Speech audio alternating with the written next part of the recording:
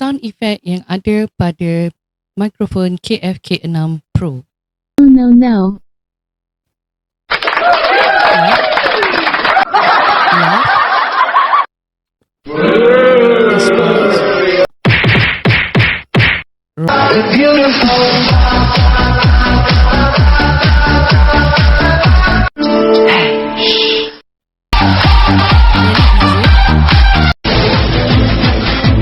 Sad.